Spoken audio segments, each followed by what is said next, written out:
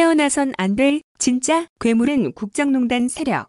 과거와 달리 수요가 줄어든 잡금의 시대에 기존과 같은 공급 역량 강화만으로는 경제를 살릴 수 없습니다. 소득 주도 성장은 수요를 강화해 공급과 균형을 맞추는 척박한 경제 해법입니다. 일시적이나마 소득을 보장함으로써 경제 회복 효과를 입증한 재난기본소득 정책만 보더라도 소득 주도 성장이 왜 필요한지 알 수 있습니다. 그런데 김무성 전 의원께서는 소득 주도 성장은 태어나선 안 될 괴물이고 이를 추진하는 문재인 정부는 사회주의라고 비난하셨습니다. 문재인 정부가 사회주의면 소득 주도 성장 주장하는 OECD, IMF 같은 국제기구는 사회주의 선동단체입니까? 진짜 태어나선 안 될 괴물은 문재인 정부의 소득 주도 성장이 아니라 당신들과 같은 국정농단 세력입니다. 진짜 나라 거덜낼 일은 이재명의 기본소득이 아니라 주권자 속이고 온갖 폐합질로 국민 희롱한 당신들의 적폐행위입니다. 국민들께 심판받고 있어도 반성은커녕 여전히 국민의 눈을 가리고 호도하려 드는 건 무슨 양심이며 무슨 정신인지 도무지 이해가지 않습니다. 김 전 의원님께서 인터뷰 중 연신 무식을 언급하셨다지요. 무식이 잘못은 아니지만 국민을 대리하겠다는 정치인이 알면서도 모른 척하거나 모르는데도 아는 척하는 것은 파렴치한 국민 기망 행위입니다. 김 전 의원님께서는 다년간의 정치 경험을 지닌 베테랑 정치인이시니 모르시는 것은 아니리라 생각합니다. 혹시라도 모르신다면 스스로 말씀한 무식, 티내지 말고 그냥 조용히 계시는 것이 잘못 저지르지 않고 사는 방법일 것입니다. 다음은 경기도의 달, 일본 가속화 1년 성과 뉴스입니다. 지난해 7월 일본이 대한국 수출 규제 조치를 시행한 지 어느덧 1년이 지났다. 당시 경기도는 일본 중심의 독과점 상황을 바로잡고 경제 독립의 기회를 마련하라는 이재명 지사의 정책 의지에 따라 신속한 대응 체계를 구축, TF 구성, 긴급 추경 예산, 투입 등 발빠른 대응에 나섰다. 그 결과 소재, 부품, 장비 국산화, 관련 인프라 조성, 투자 유치 다변화 등 다양한 분야에서 주목할 만한 결과물들이 속속히 드러나고 있다.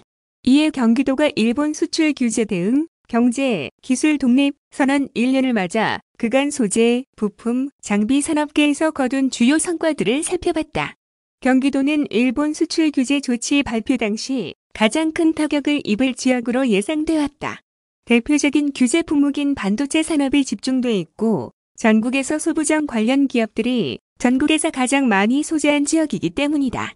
이에 도는 수출 규제 발표 사흘 만인 7월 4일 기자회견을 열고 긴급 대책을 발표한 데 이어 수출 규제 대응, TF팀을 구성, 피해 신고센터 개소, 현장 간담회, 개최 등 발빠른 대응에 나섰다. 또한 지난해 9월 도의회 만장일치로 전국에서 가장 큰 규모인 326억 원 규모의 긴급 추경 예산을 편성, 전폭적인 지원을 펼치며 혼란스러웠던 상황을 무난히 수습했다는 평가를 받았다. 성공적인 긴급 처방에 이어 경기도는 지역 특성에 맞는 소재, 부품, 장비 산업의 경쟁력 제고와 체계적인 국산화를 도모하기 위한 전략 수립에 돌입, 올해 5월 경기도형 소재 부품 장비 산업 육성 기본 계획 연구 용역을 완료했다. 용역에서는 글로벌 소재 부품 장비 산업 생태계의 거점 조성이라는 비전 아래 핵심 전략, 품목 선정 및 육성, 대중소기업 상생 기반 구축, 산학연, 클러스터 촉진 등 3대 전략 10개 과제가 제안됐다. 도는 용역 결과를 바탕으로 7월 중 기본 계획 수립을 완료, 이를 토대로 향후 5년간 연구개발, 판로 지원, 인프라 구축 등에 최소 2천억 원 이상의 예산을 투입할 예정이다. 도는 도내 소부장 산업 분야 기업들의 원활한 경영 활동을 위해 자금, 인력 분야에도 지원을 아끼지 않고 있다. 먼저 지난해 10월부터 소재 부품 장비 시설 투자와 운전 자금에 소요되는 비용을 위해 1,500억 원 규모의 특례 보증을 지원, 현재까지 200여 개 기업의 원활한 자금 융통을 도왔다. 더불어 경기도가 50억 원을 출자해 소부장 국산화 펀드 조성을 추진 중으로 조성이 완료되면 자금 조달에 어려움을 겪는 기업 투자에 숨통을 틔워줄 것으로 기대된다. 이 밖에도 반도체 전문 인력 양성 사업을 추진, 반도체 소자 제작 과정과 장비 운영 설계 과정 등을 운영해 실제 업계가 원하는 인재를 공급할 수 있는 체계를 만드는 데도 주력했다.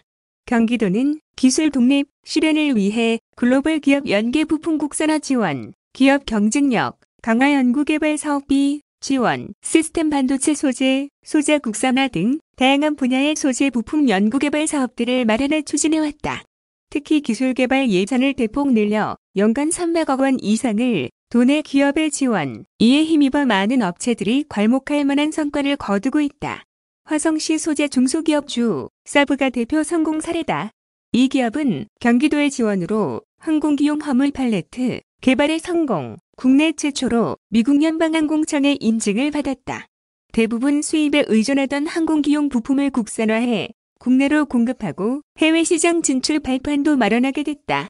이 밖에도 기술 닥터와 경기도 지역협력연구센터 사업은 시작 이래 1148건의 기술애로를 해결하고 2979편의 기술 개발, 논문 발표 및 1020건의 특허를 출원하는 성과를 이룩했다. 장기적인 관점에서 독자적인 기술 생태계를 조성하기 위한 소부장 산업 관련 인프라 확충에도 적극 힘썼다. 그 일환으로 반도체 핵심 소재를 생산하는 동진 일반 산단이 승인될 수 있도록 뒷받침하고 안성과 평택의 반도체 분야 산단이 만들어질 수 있도록 행정적 지원을 아끼지 않고 있다. 지난달에는 용인 반도체 클러스터와 시와 국가산업단지에 대한 특화단지 지정 신청서를 산업통상자원부로 제출했다. 특화단지는 소부장 기업들 간의 집적화를 통해 시너지 효과를 유도하고자 올해 시행된 특별법에서 처음으로 명문화된 제도다. 산자부에서는 위원회 심의를 거쳐 전국에서 1에서 2개소만 선정할 계획이며 선정된 단지는 수도, 전기, 가스 등 필수적 기반 시설 설치 비용을 국가로부터 보조받고 국유, 공유재산에 대한 임대료 감면 혜택도 받을 수 있다. 또한 규제 자유특구로 지정되어 다른 지역보다 완화된 규제 환경 속에서 혁신적 연구개발이 가능해진다.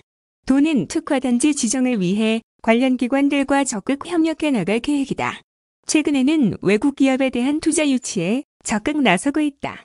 국내 기업의 기술력만으로는 단기간 내 빠른 공급 안정화 달성이 어렵다는 판단에서다. 우선 지난해 9월 세계 1위 반도체 장비회사 미국의 랩리서치와 R&D 센터 설립을 위한 투자의 모유를 체결했다. 용인 지곡산단에 들어서게 될 이 센터의 구축으로 소부장 전문 인력의 신규 일자리 창출 효과가 기대된다. 이어 10월에는 러시아와의 기술 협력 강화를 위한 경기 러시아 기술협력센터를 개소, 러시아의 첨단 기술 노하우를 바탕으로 도내 기업의 혁신 기술 상용화와 컨설팅을 지원하고 있다.